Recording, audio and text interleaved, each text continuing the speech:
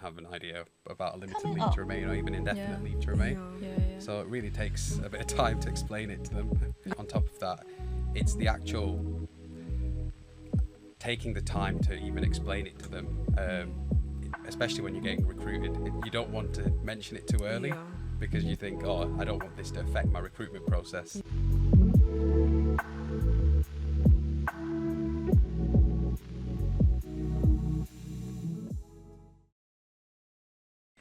Hey everyone, I'm Hilary, aka Sharon, and welcome back to the Migrant Moods podcast.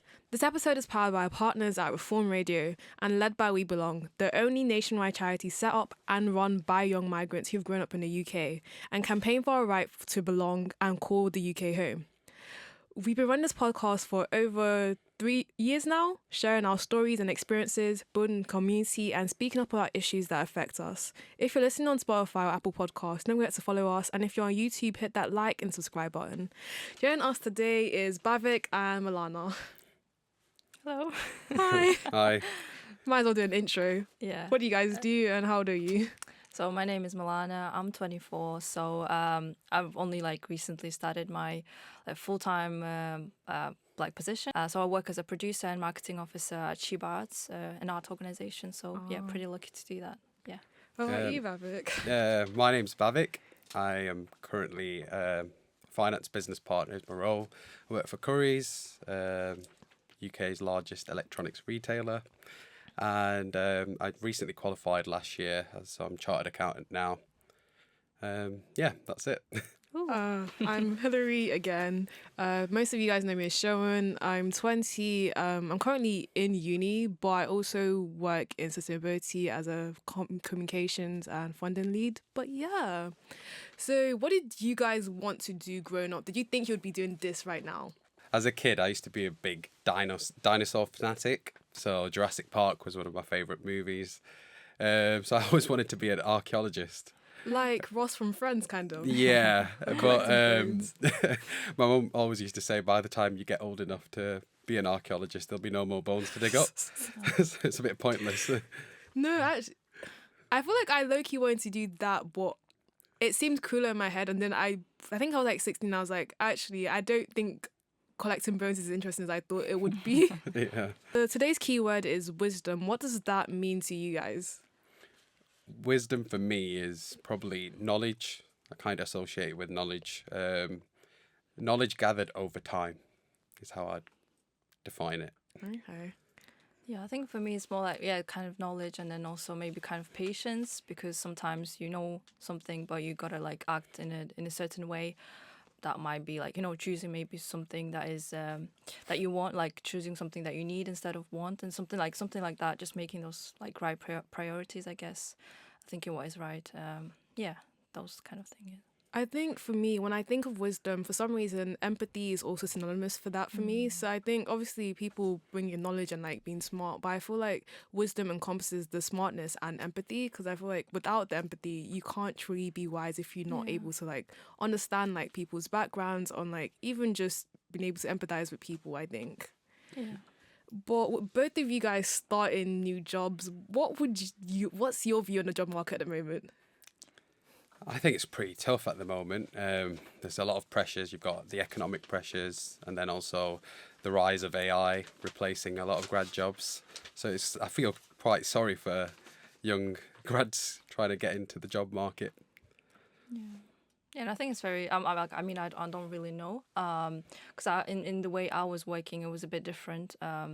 So I didn't really have to Well, no, I'm lying. I think because I remember last year when I was searching for a job, and it's really hard because you apply, for example, even for as a young person or just generally, you think for example, working in a Tesco, you will certainly get a job, right? But it's just you apply for all these kind of retail jobs as well, and you never get them. So it's a bit strange, and how it works. But it's very stressful. Yeah. Do you think that already the job market is kind of cooked for young people, but do you think it's worse when you're also a migrant and you don't have British citizenship, or you have a status that employers aren't familiar with? Yeah, I think it exacerbates it massively because you have right to work issues, first of all, which means you don't get the experience compared to someone else who might not have that issue.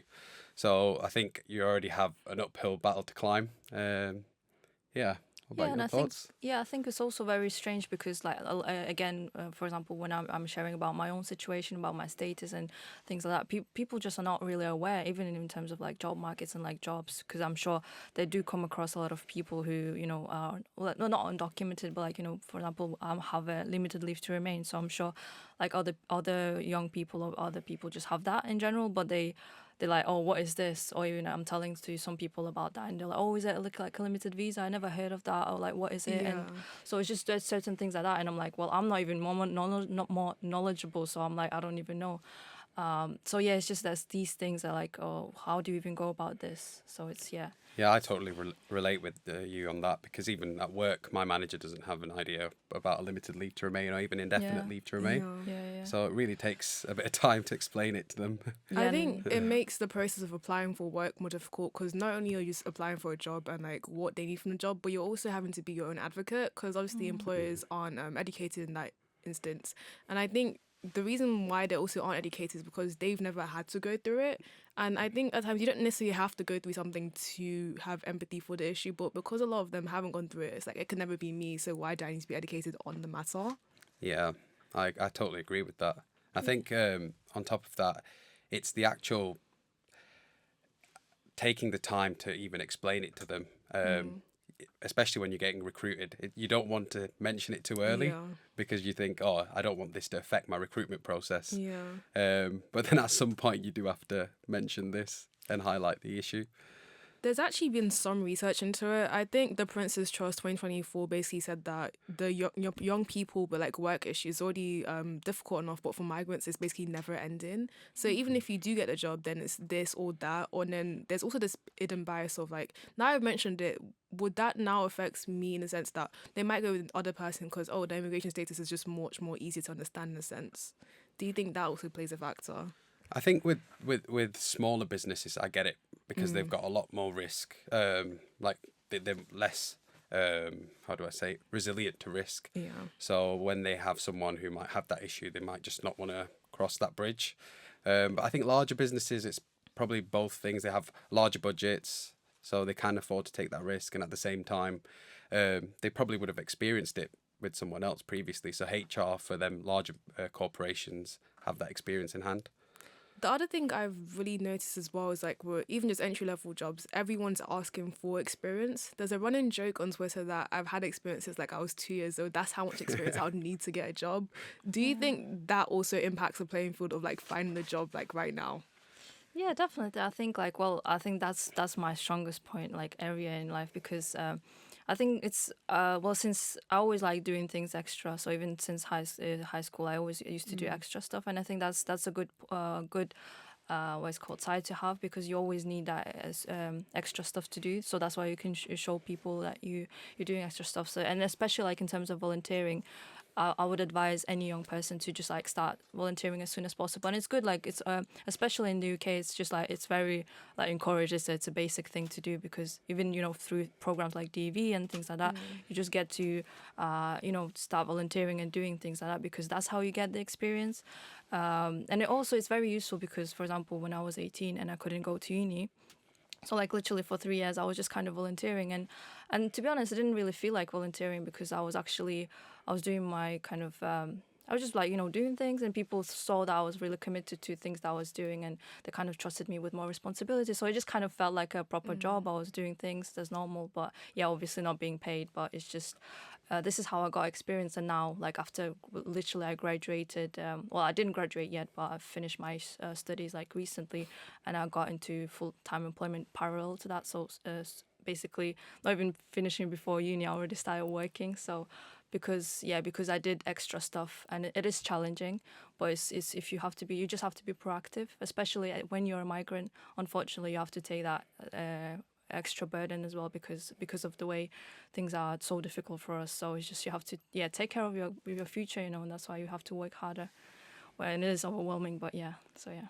I think to add to that as well, as a migrant, I think you can kind of pivot it to like your weakness into a strength. Okay. By being in our situation, we're quite resilient, and we've had to face a lot of adversity, and that's quite a hard thing to kind of demonstrate to an employer, Yeah. especially. So I think the interview situation, your story is very unique, which means you'll stand out and you can really emphasize the resilience that you've had to have to get to this position, basically. I think one of the things that feels difficult, at least in my generation as Gen Z, is that when you have like generations before, it's basically saying that we just got on with it and got a job. But I would say that it's a lot much harder to get a job right now, just because back in the day you really could just get a job because of uni, for instance, or even the fact of working your way up. I think in a sense you could work start in like a low level job and just basically work your way up to management. Nowadays that's just basically unheard of. For you to get a management job, you have to have gone to uni. Do you think that also impacts the playing field in a way that you have to have gone uni? I totally agree with that. It's like before, when you'd have a degree, you would stand out. Now it's like the first filter in your job Yeah. application. They won't look at you if you don't have a With a degree. degree. Yeah, so that's where it starts off, and there's that whole no experience, no hire paradox, where before you start, like you said, you need experience. I think you might have started working at the age of 2, but you kind of need that experience to get the job, but then no one gives you the opportunity to get your first experience. So you're kind of stuck in this awkward loop. Yeah, definitely. I think I have a mixed opinion about this because personally, for example, I did study psychology, but now I'm just something doing kind of not different. But like for example, before even starting my degree, I've again through volunteering and things that I did in my own time, I decided I want to go into a different area of like marketing, of graphic design, for example, or something like to do in that area. So although psychology will always be useful, so it's kind of not related, but just generally. But obviously with the degree, it's just overall as well as for as migrants, and I'm sure we mentioned that a lot in the other episodes, but just kind of that burden of not having a degree as well. I mean, especially being a migrant, and it's just like that's why, for example, like last year was really super stressful for me because once I got my limited leave to remain, and I think it was like in March 2024. So like literally since then, since I got the limited leave to remain, it meant from the status of being an asylum seeker, I started, the everything changed for me. I was able to get the right to work and things like that. So that's why I had, from that point of on time, I had to earn for myself. But it kind of started this time where it was a rush and I had to do things really quickly. So and since then, but then parallel to that, I always had to study. So it was kind of really impossible. And then in April, I've also got a full-time position because of my freelance work in my free time. But then because I also had dissertation and I just didn't have time to concentrate on my studies, unfortunately, because I had to work. So it's just kind of like, you got to get the degree, but then you also got to work because as well, in terms of the status and the visa as well, because y'all got the fees to pay.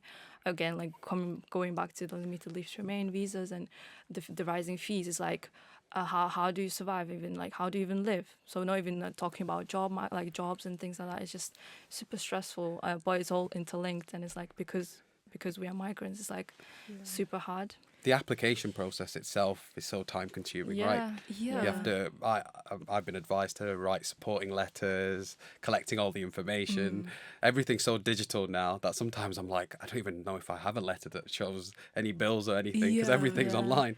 So you have to collect bank statements, letters, You and basically- that's so hard to juggle Yeah. with work and other commitments. It's basically a paper trail of who you are, but also I think the thing that makes it frustrating is you're putting all of this into one application and they're not even looking at the application. AIs look at the application before they even decide, we want to check it. And so people are obviously saying, you can use like keywords in this and that. But I don't think generation before had to do that. You gave your CV and you walked in person, and if they liked you enough, you got hired. Now it's like, if you haven't done this, if you put support in that, so if you haven't gone through this hoop, or even on LinkedIn. LinkedIn's a huge thing. It's the fact that you have to use social media to get a job is what's crazy to me, I think. Do you think that's impacted you guys getting jobs as well in terms of like LinkedIn and stuff? See, I think that there's two sides to this. I think the big benefit, my sister, she's 15 and she's like at the moment picking her A levels, what to do, kind of thing. And there's so much information out there at the moment. Like if you just YouTube the day in the life of an accountant, day in the life of an engineer, you can literally see what that person does. And I don't think I necessarily had that when I was her age. because there wasn't that much content out there. So I think that side of things, it's a lot better. Even LinkedIn, like my advice to people would be to be really brave, and if you make a LinkedIn account really early, and if there's a certain career that you really like, don't be afraid to just pop up to someone on LinkedIn and be like, hi, this is my name and I'm really interested in pursuing a career similar to what you're doing. Is there any chance we can have like a quick conversation? I can get some feedback. And just dropping your name there, if there's ever an opportunity in the future, they will know to come to you, and they really appreciate how proactive you are. Like, I would love it to see a 14, 15-year-old come to me and be like, I really want to do this. I'm like, wow, you're way more ahead of me. You know, like I was never thinking this far ahead. I didn't think when I was 15 I'd want to do this. Yeah, exactly. But for both of you, now that you guys are in full-time employment, what was your first job, and did you think you would end up doing this now?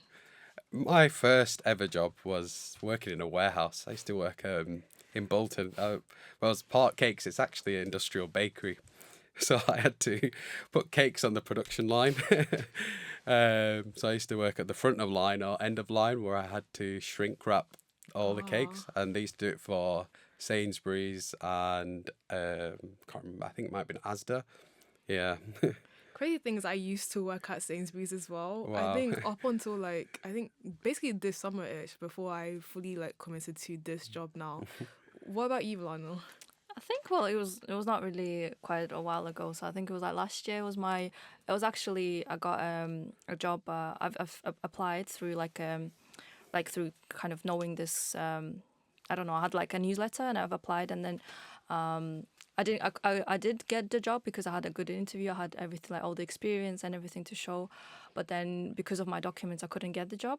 And then they said, okay, we will wait until like maybe a few months because, my limited leave to remain was hopefully coming. Yeah. And then they said we will postpone it. And then I think I've got it after like maybe 6 months. And then so yeah, it was like maybe like last year, and then it was super nice because I just kind of started as a content creator. It's actually for Unite Foundation. It's a really good charity who help care experienced and estranged students. So I loved like just working for them as a content creator. Yeah. And do you think, in a way, that compared to like your first jobs, your jobs now align with, I guess, not just who you are as a person, but like your beliefs as a person? Do you think your workplace is supportive of that? Oh, that is a really good question. I think because I work for Currys now, it's a big corporate company. It's very diverse. People come from very different backgrounds. They're quite open to migrants. So they're quite supportive in that. So yeah, in terms of this company is quite open to my supporting me, and they kind of focus on talent rather than your situation, which I really appreciate. But I think from experience, smaller companies before wouldn't necessarily have the budget or the time to look into that.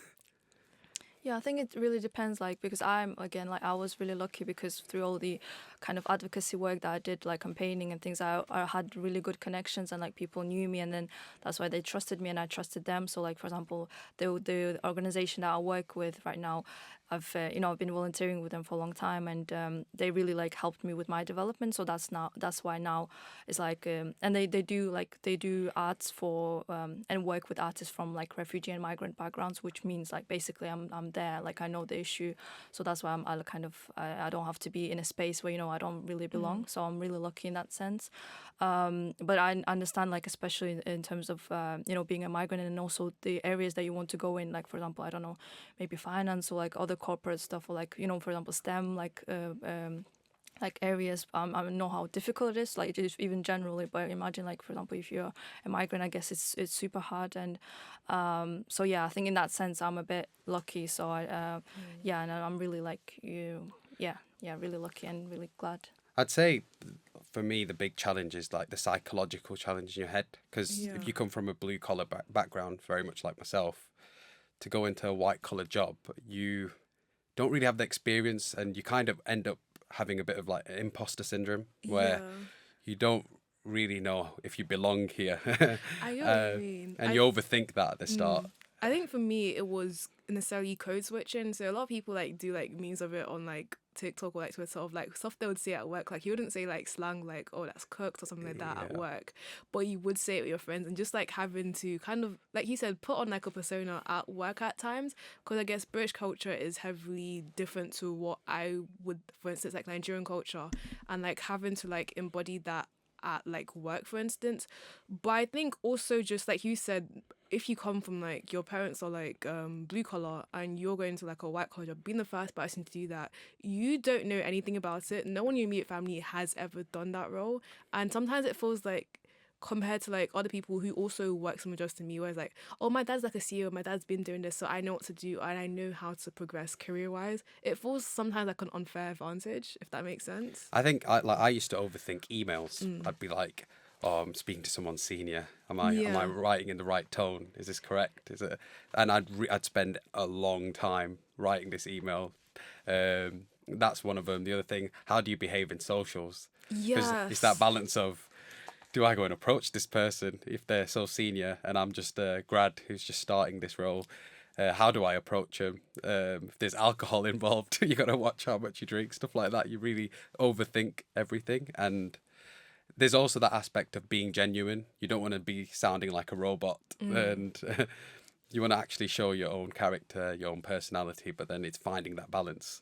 Yeah, I think for me it was trying to be authentic, but also in that being authentic, also like code switching, I guess, in the way I speak as well in the workplace, if that makes sense.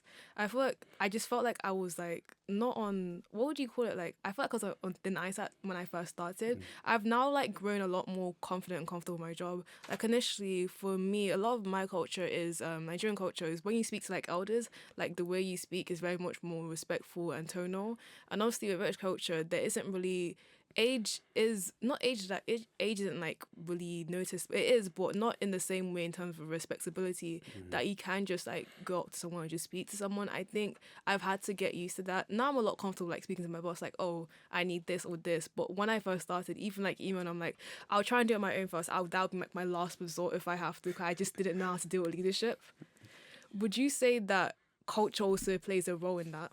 Yeah, I think Indian culture is very similar, as in you kind of respect your elders and you have a certain way of speaking to them compared to someone who might be younger than you or your same age. I kind of took that into work as well. It's, I think it's probably a negative as well. Sometimes you can end up being, if a senior person or older person at work asks you to do something, you're very much like yes, yes. Yes. But as at work, you have to learn to manage your time, learn to say no, and learn to say no politely as well, and in the correct tone. How have you done that in terms of like boundaries, like setting boundaries? I think for me, it's learning how to prioritize. So I think I never say no. I just kind of ask them, how important is this? How Yeah. soon do they need it? Is it something we can look at a bit later?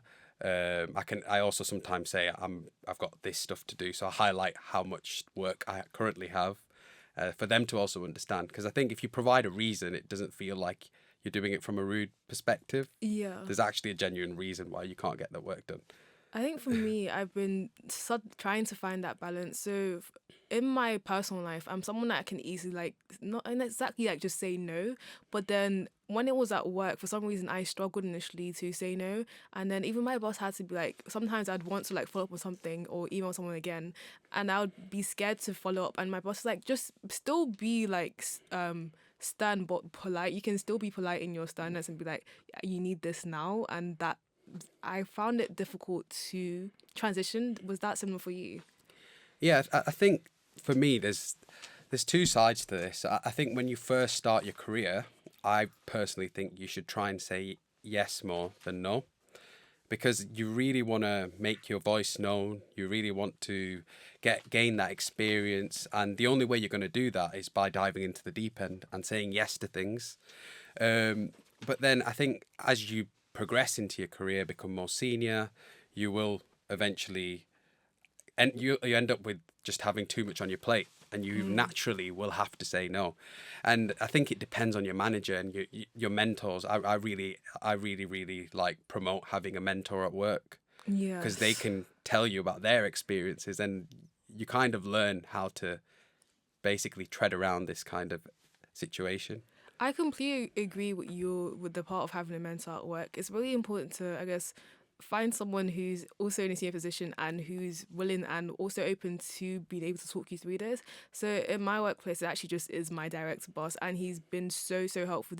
Helped me. He interviewed me for the job, but since then I think I've grown so much in the corporate space as well. Just because in my personal life, like being the first person to just go uni and then now entering a corporate workplace, I don't have that sort of someone to reach out to. So it is quite nice to have a mentor at work. But in terms of like just mentors or even just employers, what do you think they need to do differently to give like young migrants a fair chance or fair opportunities basically to enter the workplace? From a mentor's perspective, Yeah, or like an employer's perspective, what could they do better basically?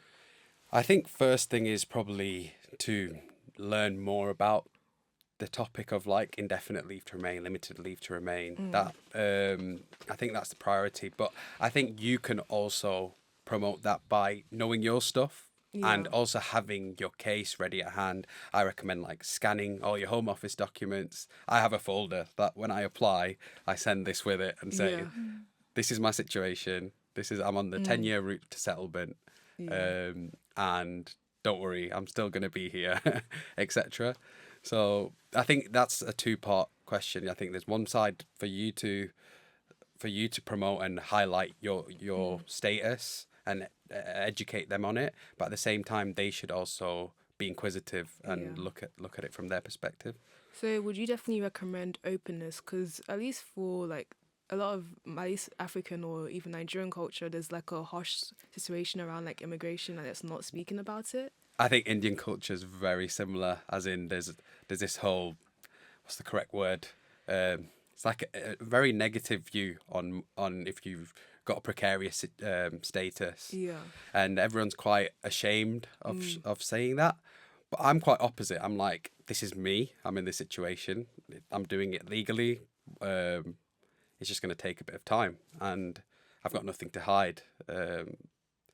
And I see it more as like, I don't see it as a weakness anymore. I see it as a strength. The things I've been through, I'm more resilient. Yeah. I feel like I can take on a lot more complex things than other people might because of what I've been through.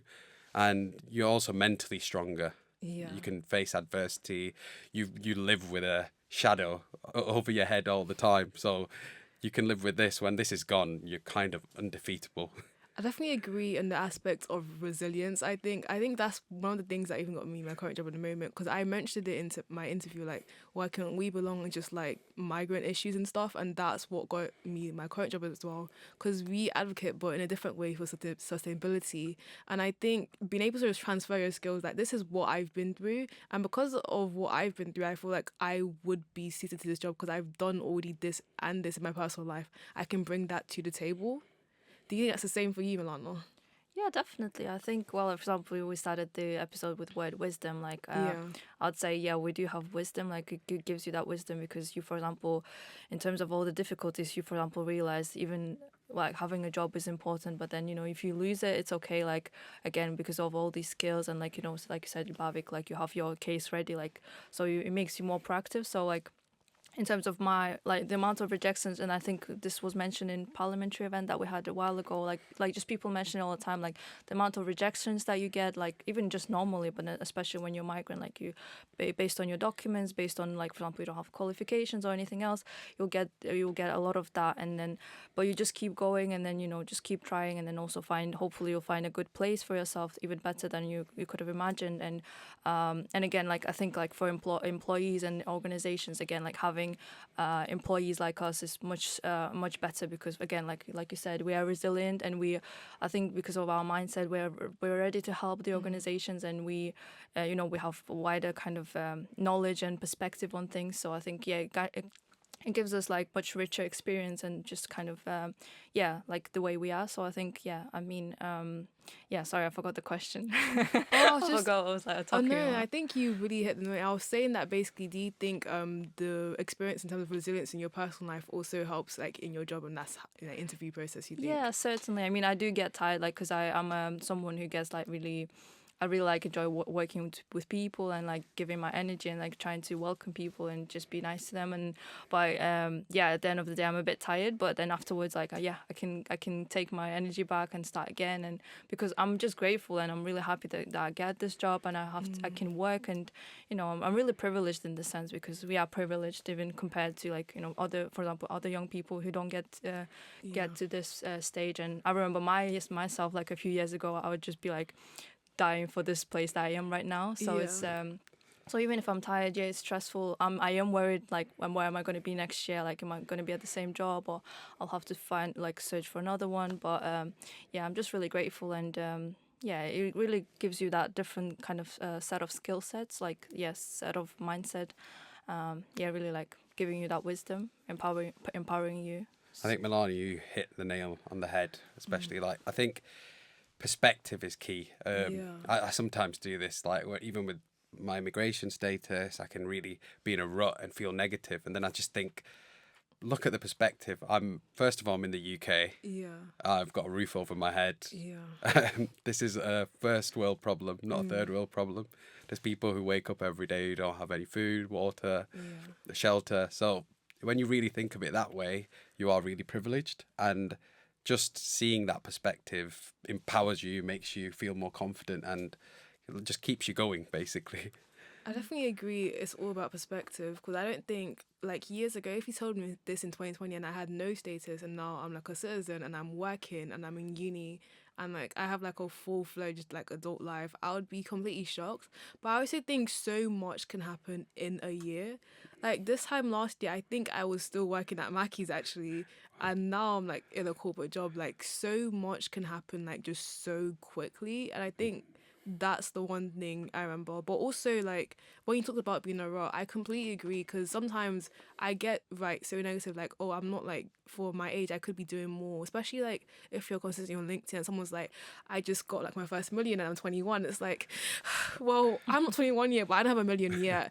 And it's, I think, sometimes comparing yourself, but also the goalpost constantly moves. So it's like, when I want to get to a corporate job, but now I'm in a corporate job, I'm like, oh, but how can I make this money, or how can I move this or this? And not necessarily like take a moment to just appreciate, oh, I'm here. I'm kind of what I wanted to do in a year. What's the I quote? was here. Is it comparison is a thief of joy? Yeah. That's prime example there. But also like never, I don't know, maybe it's not never feeling like fully accomplished in the sense, because you achieve one thing and then the goalpost is like, oh, I've done this, but I want to now do that, and then the goalpost keeps moving. Do you guys find that same for you? Or I think from mentorship as well at work, they the one thing that I've always been told is be comfortable with being uncomfortable. If you feel like you're comfortable, you're stagnating. You need to have that uncomfortable feeling to grow. So I kind of try and always keep myself in the deep end and learning how to swim, basically. So I think, but then at the same time, I think it's good to sometimes reflect and look back. And when you zoom out, you realize, wow, like, look at how much I've grown. But in that moment, everyone's in like their own little hamster wheel, and it seems like you're not getting anywhere. what about you, Milana? Yeah, I think like recently, I think why my mental health was super, like it was not really good, because I think I was just got lost in that cycle of like just running and chasing, because it was a tough period for me, because I've basically, while studying, I started a job, and then I had to find a place to live in Manchester, and then just kind of like one after another. And I think I got chased up in that cycle of rushing and one problem after another. So now I'm like, oh no, everything is fine. Like I'm done my uni. I've got my job. I have my new place in Manchester. Everything is good. So I just have to be grateful. And it's always like that. And it's I think that's why it's really important. Like again, the word wisdom is that it's good to just kind of remind yourself what you have, and everything is good. That at the end of the day, you got yourself. Everything is good. You're gonna be fine. Even today, if you had a bad day, you're gonna have tomorrow, and it's all gonna be good. Because and I like another quote that I think is Helen Keller. She said, be happy with what you have while working for what you want as well. So it's kind of like, that kind of hunger and always like ambitions. It's good to have those, but it's good to have that balance where you're grateful and you're happy, and but also like going for what you want, because this is why we grow, right? Following what you both of you said, I have like two questions. The first one being, do you think, in terms of he talks about being uncomfortable to grow, do you think for any growth that you have to have some adversity, do you think to grow, can you go your whole life without facing any issues and still be a full comprehensive person without like having any issues or suffering? And second being, do you think employers need to be more politically conscious? Those are my two. Well, in terms of the first question, I think you have to be extremely lucky to have a life where everything's worked your way. I think it's all relative, right? Someone who you might think they live the perfect life will have their own challenges. So it's like they say that, like you only see the tip of the iceberg. Yeah. So you don't know what's actually happening underneath with everyone. So yeah, I think adversity is it can be two things. It can build your resilience, but it can also give you that shock to kind of act. It's like Steve Harvey, I think he mentions the quote about life is 10% what happened to you and 90% how you react. Right. And sometimes adversity creates that reaction that you need. The reason why I asked the question about employers being more politically conscious was just because of Victory, because she spoke at our last Parliamentary event, and basically she had gone through the whole application process of basically getting a job, and just before she was able to like get the job, because her leave was about to expire, that basically prevented her from getting her dream job, even though she was qualified in every other manner, because they didn't know if she'd be qualified again to like renew and stuff, and they were scared to hire someone in that case. And because of it, the issue she faced, she ended up advocating for herself both on like TikTok and Twitter. And I remember reading the comment section in real time. There was definitely a lot of positive feedback where people were like, I'm going through this, thank you so much for speaking up about it. And she really did advocate not just for herself, she ended up speaking to her MP, and she basically brought a lot of light to the issue. And especially now a lot of people now know, especially with the long wait times for renewal, about Section 3C, which means until you find out your outcome when you're renewing, you basically have the same like legal protections that you would have if your status was already out, basically, until you find the next outcome. But I also remember the comment section being mixed in the sense where you didn't really have to mention this, and like bringing back into the cultural context of like taboo and shame and the matter. That was basically the reason why I asked the employers questions. But what was your thoughts on it? What annoys me at the moment, like, because especially with the whole narrative right now in terms of our whole being anti-immigration, is like for example, organizations, employers themselves, like most of them are I think they are migrants or like from somewhere around the world, or for example, second generation migrants. So like even for example, we are here to be talking about these important issues because we are affected by it directly. And then I think what upsets me is like other people who come from the same background, they either decide to forget or pretend that they didn't really face this, or they don't want to be part of it anymore. So it's just like, I'm sure like for example, why I'm lucky is because I'm in an organization who works with refugees and migrants, and that's why, for example, they like even my artistic director, she didn't really know about my visa, and she was like, yeah, what is this? Because it's different for her in terms of documentation, but still, because of I have an idea, right? I have this status, so they gave me the job. But for example, if someone decides, like for example with Victory, I think that's very unfair, and it's just. Like she said at the parliamentary event, we do so much. We like for our study, we do everything, and then again we get this right to be taken away from us because why? Like only because of a status, and but we do have a status with that. And that's the funny thing. Like even if it's just for a year or even 6 months, or like even if it's not confirmed, it's not our problem because it's this system, right? It's like what can we do? So it's very unfair. Like we are already powerless, unfortunately, and it's like the power keeps being taken away. So it's just, I think if the employers can be more open and just, just kind of, if there is a status, if there is a document, so what is the problem with like not going forward, even if it's like for a year or 6 months, you can have a best employer, even not for that period, you know what I mean? It's just like, it just doesn't make sense for me, and it's really unfair. But I felt as though if employers were more policy conscious, situations like victories could be avoided, where it's like, oh, it's fine because she has Section 3C leave, that this will cover her. But then not just with in terms of just applying for renew and just waiting for the outcome, with the new e-visas now also being in place, if your like leave expired before the e-visas back in November 2024, you can't get e-visa. And even for those who expired after, the e-visa system is flawed. Like, how do you speak to employers about that, or even just get like a share code and not being able to get a share code? Like, how do you speak to employers about that? And as someone who is like new to like corporate world, what would you say to that? I think I had that difficulty before the e-visa. You know, I was on limited leave to remain, so every 3 years with the renewal. I had a really awkward situation with my previous employer where you had to send off your residence permit physically to them, and while you're waiting for the renewal to occur, you're kind of in this limbo situation. And it took a lot of convincing for me to be like, look, I'm on the 10-year route. I had to print out the Home Office documents, give it to them, explain the whole situation, explain I've been here since I was 6 years old. I think I was 22 at that point.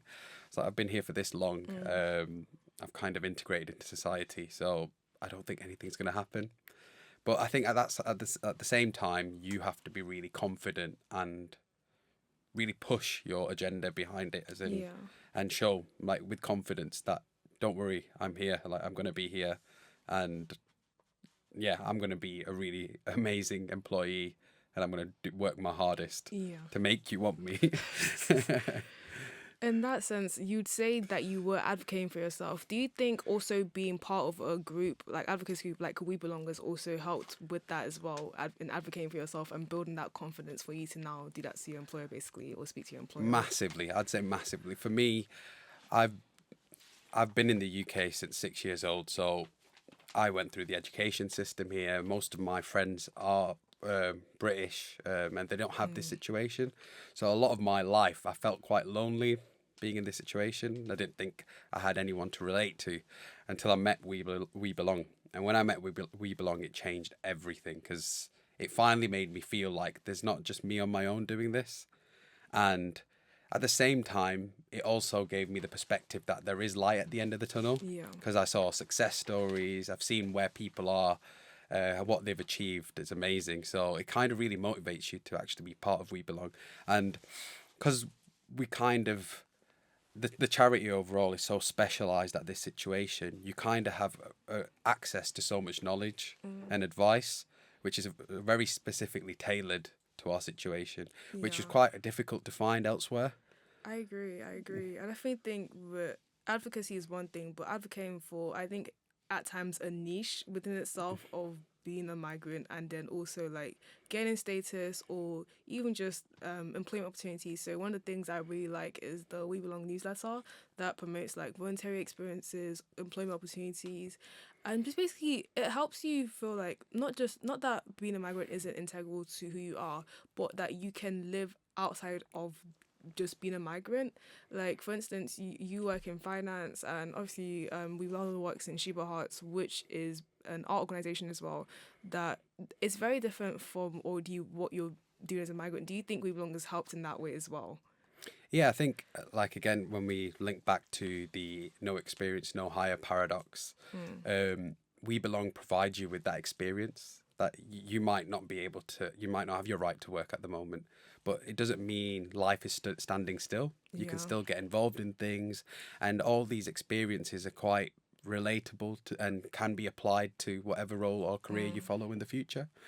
So I think, We Belong has like massively enhanced my development. It's massively enhanced my confidence levels, and it's just given me a more of like a rounded character and CV. Yeah, I think Hillary, like you said about the newsletter, like all the opportunities that I received since, like, for example, I've after you leave college and you just kind of, especially when you're a migrant, you just end up by yourself, and it was like during COVID time as well, so it wasn't the best time.